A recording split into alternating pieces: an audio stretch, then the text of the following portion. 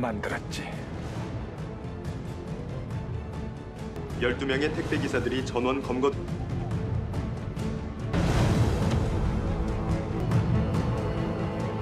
시간대와 장소를 확인하시고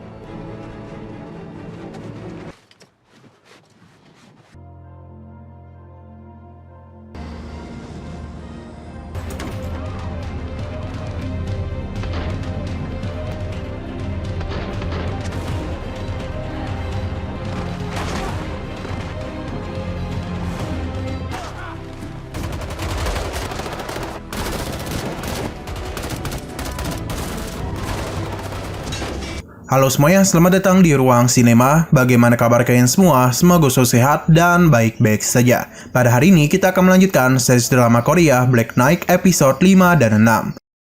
Pada malam hari, Seolah pun datang ke TKP. Ia juga menyadari bahwa siaran pertandingan final tersebut hanyalah umpan untuk mengumpulkan penduduk di distrik pengungsian. Sementara itu, Kurir 58 dan temannya melakukan interogasi dan menyiksa tawanan pria bertato. Namun tetap saja pria bertato ini tetap bungkam. Alih-alih kesakitan, ia malah tertawa ketika dipukuli.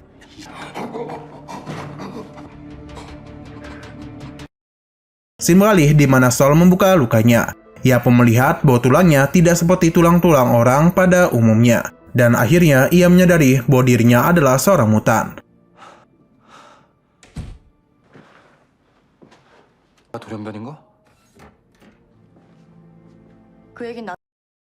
Setelah itu, Sol pun dibawa dan diperiksa oleh seorang dokter dan diberikan sebuah penanda kode QR di punggung tangannya.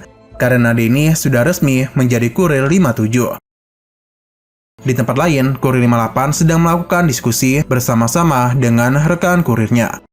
Kurir 58 mengatakan bahwa tragedi 9 tahun lalu terjadi kembali, di mana kerusuhan di distrik pengungsian yang menimbulkan banyak korban, khususnya para penduduk. Pada akhirnya, mereka sepakat untuk bergerak lebih cepat untuk menangkap Ryusok. Tidak begitu lama, Seolah datang menemui Kurir 58. Kurir 58 menunjukkan sebuah bekas operasi yang ada di kepala tawanannya. Seolah memberitahu bahwa itu adalah amigdala, yaitu sebuah operasi otak yang membuatnya kehilangan emosi dari pembunuhan sampai bunuh diri. Saat juga, Kurir 58 memberikan sebuah ponsel yang berisikan laporan status penculikan. Ia meminta Seolah untuk membuka pil yang terkunci di ponsel ini, agar dia dapat mengetahui siapa dalang di balik kejadian tempo hari. Jadi dengan begini, ia dapat mengetahui rencana mereka selanjutnya. Keesokan harinya, Sol terbangun dari tidurnya. Ketika keluar dari kamar, ternyata Seolah sudah ada di ruangan Sol, yang mana dia itu sudah sejak tadi menunggunya. Seolah mengingatkannya agar Sol bisa berhati-hati, karena pihak Ryusok sangatlah tertarik terhadap mutan.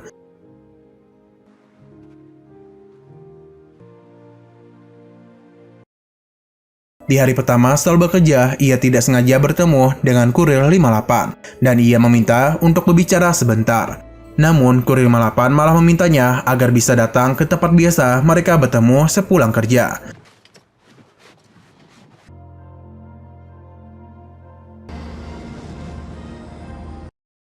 Scene beralih di mana terlihat Ryusok dan ayahnya sedang berbincang. Ayahnya sangat mencurigai dia sebagai dalang kejadian tempo hari di distrik pengungsian.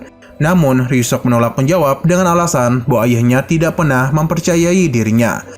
Karena kejadian teror terhadap pengungsi, sang ayah pun berencana mempercepat relokasi terhadap para pengungsi. Namun, Ryusok telah menjelaskan bahwa dia telah mengamandemenkan rencana relokasi distrik A. Ia juga akan segera berbicara dengan presiden dan mendata para pengungsi. Sino berpindah kepada Sol. Di hari pertama, dia bekerja. Ia begitu banyak mendapati masalah-masalah kecil ketika mengantar paket, seperti cara berbicara yang tidak sopan dan lain-lain.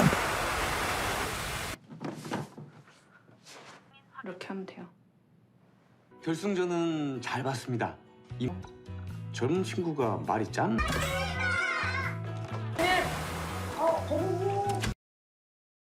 Sepulang kerja, Sol mengunjungi tempat bekas olahraga para kurir untuk menemui Kurir 58. Sampainya ia di sana, ia terkejut melihat tawanan Kurir 58. Dia menjelaskan bahwa tawanan tersebut adalah salah satu komplotan pria bertato yang telah membunuh Seolah. Tidak hanya itu, ia juga memberitahu bahwa saat siaran langsung final saat Sol bertanding, ratusan pengungsi telah tewas akibat ledakan bom ular Ryusok. Kemudian Kurir 58 menawarkan Sol untuk bergabung bersamanya untuk melawan Ryusok.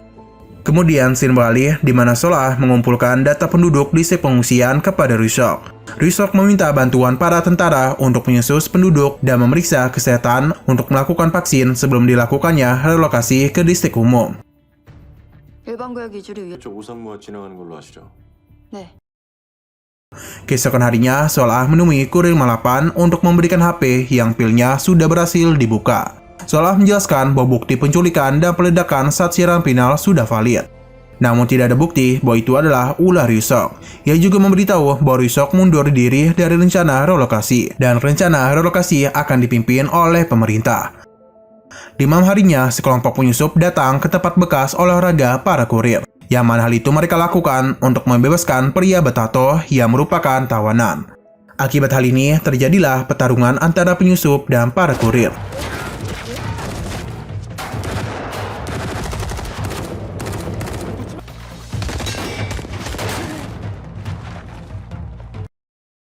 Pria bertato pun berhasil melarikan diri dan keluar dari tempat tersebut.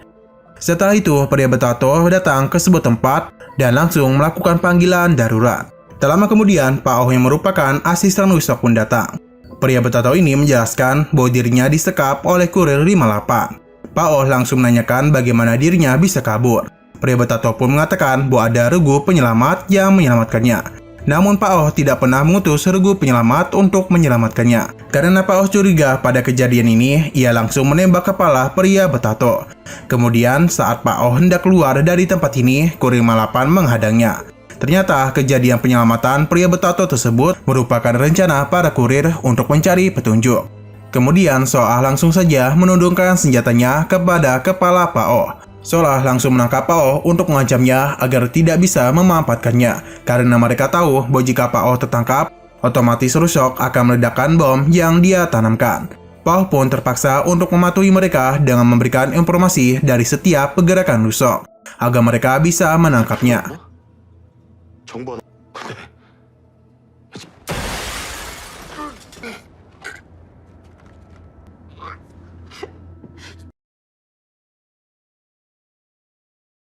Keesokan harinya, Ryusok sedang memantau uji sampel darah Sol sebagai seorang mutan, di mana hasil tersebut menunjukkan hasil yang positif. Terlihat kulit pasien dari uji coba sampel tersebut berhasil kembali normal seperti manusia pada umumnya. Di tempat lain, Kurir 58 memerintahkan para kurir lainnya untuk memeriksa ke semua truk pembersihan udara yang selalu berkelilingan secara otomatis di distrik umum. Setelah selesai pemeriksaan, semua kurir melaporkan bahwa truk tersebut ternyata sedang menyebarkan sebuah emisi zat berbahaya.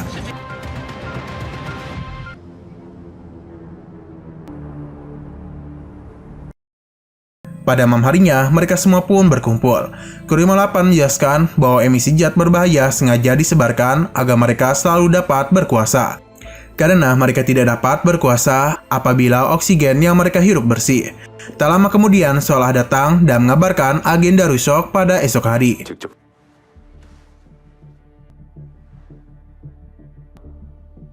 이제 각자 생각대로 움직여.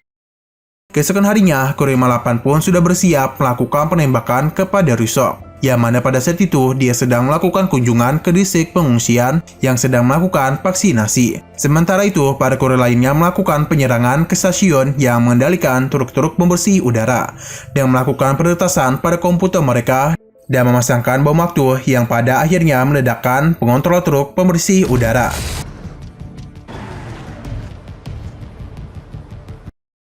Scene lalu kembali kepada Kurir 58. Pada saat ia ingin menarik pelatuk senapangnya, seseorang yang merupakan Baon Ryusok menodongkan pistolnya ke kepala Kurir 58. Namun tanpa diketahui, rekan Kurir 58 di gedung seberang sudah standby dan langsung menembak pria tersebut. Pada saat Kurir 58 melepaskan tembakannya, kekacauan pun terjadi. Di tengah kekacauan, Kurir 58 yang mengetahui kalau Pak Oh berkhianat, ia pun bergegas mengejar Ryusok.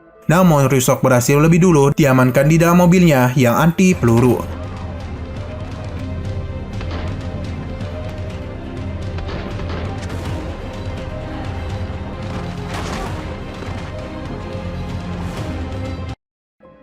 Di sisi lain, Soah melakukan tugasnya dengan menemui ayah Ryusok, yaitu adalah Direktur Ryusok. seolah memberikan bukti kepada Direktur Yu yang menunjukkan bahwa perusahaan mereka terlibat dalam kasus penculikan dan bom di distrik pengungsian. Pada saat yang bersamaan, seolah mendapatkan informasi bahwa penyerangan para kurir telah ketahuan. Di ruang Ryusok terlihat sedang marah karena mengetahui bahwa dirinya sedang diincar untuk dibunuh oleh para kurir perusahaannya sendiri. 하자는 겁니까 지금? Pada malam harinya, Ryusok bersama pasukannya datang ke tempat bekas olahraga para kurir, di mana kurir Malapan dan rekannya sering berkumpul. Namun saat mereka datang, tempat itu sudah dalam keadaan yang kosong. Pada saat juga, Ryusok mengatakan bahwa mereka bukan lagi kurir, melainkan adalah sekelompok teroris. Di distrik pengungsian, Direktur Yu datang menemui kakek yang merawat Sol. Ternyata mereka berdua ada teman lama yang dulunya bersama-sama membangun distrik dan air core. Kakek tersebut mengatakan bahwa di selatan, tanah menjadi makin subur dan udara semakin membaik. Di hari yang sama, kurir Malapan datang untuk menemui petugas kebersihan. Petugas tersebut memberikan sebuah berkas yang merupakan revisi rencana relokasi pengungsi milik Ryusok. Keesokan harinya, Direktur Yu dan Presiden menandatangani perjanjian penyerahan hak kewenangan kepada pemerintah, sehingga relokasi pengungsian ke distrik umum akan dipimpin oleh pemerintah. Setelah itu, Ryusok yang berpapasan dengan Presiden langsung bergegas menemui ayahnya. Ryusok dengan sangat kecewa mengatakan bahwa oksigen dan logistik merupakan jantung perusahaan mereka. Ayah yang menjelaskan bahwa ia sudah tahu apa yang telah dilakukan oleh anaknya, dan mengatakan bahwa ini terjadi adalah karena ulah Ryusok sendiri. Tak lama kemudian datanglah Menteri Pertahanan. Ia memerintahkan bawahannya untuk menangkap Ryusok. Namun Ryusok langsung menembak mati dua bawahan menteri tersebut. Setelah itu, Ryusok langsung memberikan pistolnya kepada ayahnya dan Ryusok memintanya untuk menembakkan pistol itu kepada dirinya. Karena Ryusok tidak rela jika dirinya harus kehilangan perusahaannya. Alih-alih segan, ayahnya malah ingin menarik pelatuk pistol tersebut. Di saat ingin menarik pelatuknya, Menteri Pertahanan tanpa terduga langsung menembak Direktur Yu. Setelah itu, Menteri Pertahanan langsung meminta Ryusok untuk menjalankan sebuah kudeta dengan menguasai Presiden. 대통령부터 확보하지.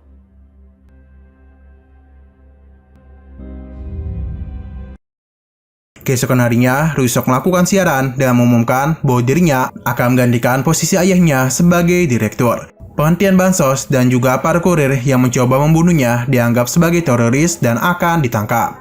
Mendengar pengumuman itu, kurir Malapan berencana akan menyusup ke distrik inti. Mendengar hal ini, kakek langsung memberikannya bantuan dengan memberikannya cetak biru bangunan distrik inti. 12명의 택배 기사들이 전원 검거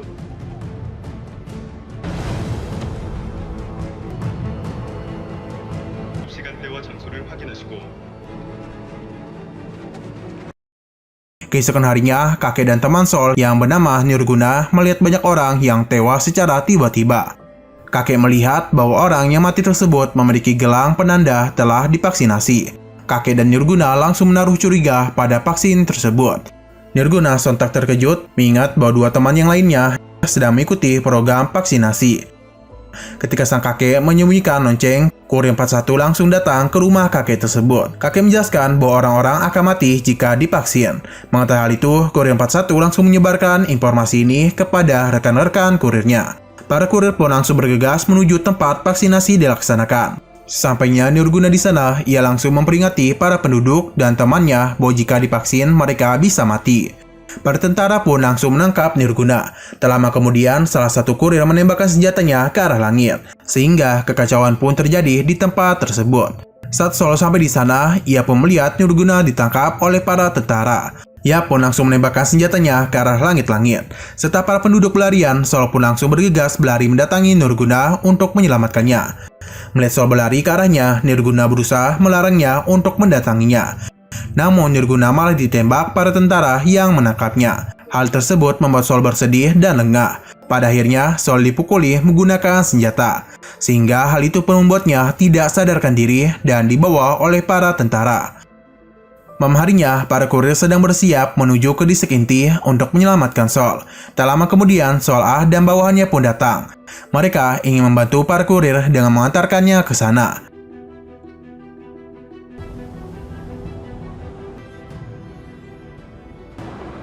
이게 네가 살고 있는 Sampai di sana, para kurir segera melakukan pergerakan. Mereka dengan mengejutkan datang dari atas dan langsung menyerang para penjaga yang sedang berjaga. Sehingga terjadilah pertarungan antara para kurir dan para penjaga.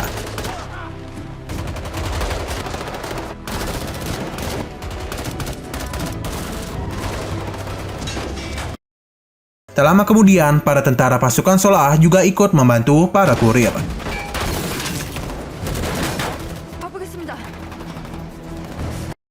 Sementara itu, Ryusok sedang melakukan transfusi darah dengan mengambil darah Sol yang sedang tidak sadarkan diri. Para kurir yang berhasil masuk segera mematikan listrik bangunan tersebut dan mereka langsung menyerang pasukan Pao dan membuat Pao tertembak.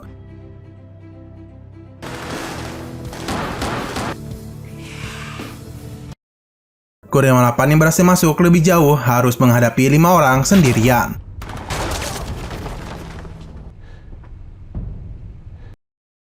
Setelah berhasil mengalahkan semuanya, dia pun langsung mengejar Ryusok. Ryusok pun langsung melarikan Sol.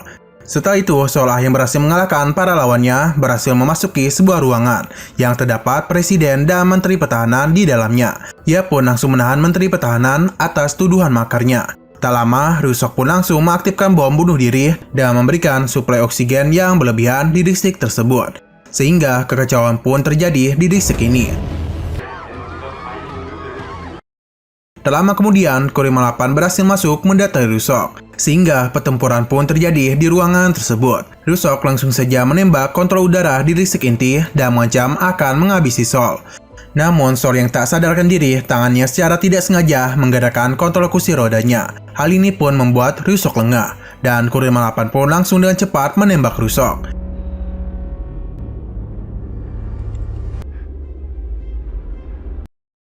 Sementara itu, para penduduk berlarian kabur keluar dari distrik tersebut. Sementara, para kurir membantu evakuasi para orang-orang yang dijadikan sebagai eksperimen untuk keluar dari distrik inti. Tak lama kemudian terjadilah ledakan besar, tapi dengan beruntungnya, para penduduk berhasil keluar dari distrik inti dengan selamat.